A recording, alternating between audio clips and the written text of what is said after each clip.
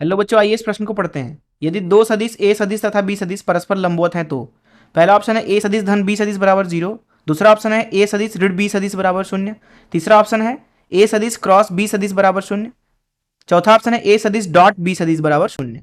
आइए इस प्रश्न की मुख्य अवधारणा की चर्चा करें। मुख्य अवधारणा, मान लीजिए हमारे पास में दो सदिश हैं, ए सदिश और बी सदिश, जिनके बीच में मान लीजिए कोण थीटा है। तो जो यहाँ पे ए सदिश डॉट बी सदिश होता है उसका मान लिखा जाता है ए सदिश का संख्यात्मक मान, मान लीजिए ए सदिश का संख्यात्मक मान ए है, बी सदिश का संख्यात्मक मान बी है। तो यहाँ लिखा जाएगा ए गुणे बी गुणे कॉस ए सदिश और बी सदिश के बीच का कोण, जो कि यहाँ पे हमने थीटा मान रखा है। तो ये पहली चीज़ है। दूसरी चीज़, यहाँ पे जो ए सदिश क्रॉस बी सदिश होता है इसका मान लिखा जाता है ए सदिश का संख्यात्मक मान गुणे बी सदिश का संख्यात्मक मान गुणे साइन थीटा। और यहाँ एक और सदिश आता है एन कैप, जो कि दरअसल ए सदिश के लंबवत होता है, बी सदिश के भी लंबवत होता है, और उसकी दिशा होती है ए क्रॉस बी सदिश की दिशा में, और ये एक इकाई सदिश है। तो इस मुख्य अवधारणा का इस्तेमाल करके चलिए प्रश्न को हल करते हैं।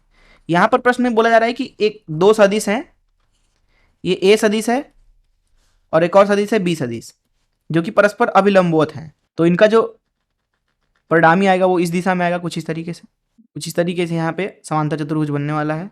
परिणामी सी सदिश मान लेते हैं।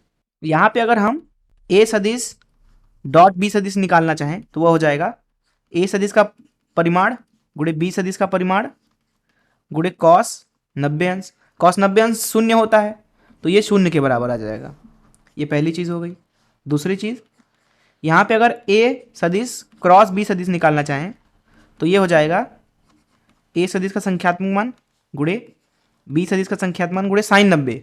साइन 90 एक होता है और यहाँ गुणा करेंगे एन कैप का। एन कैप एक इकाई सदिश है जो कि ए सदिश और बी सदिश दोनों के अभिलंबवत है।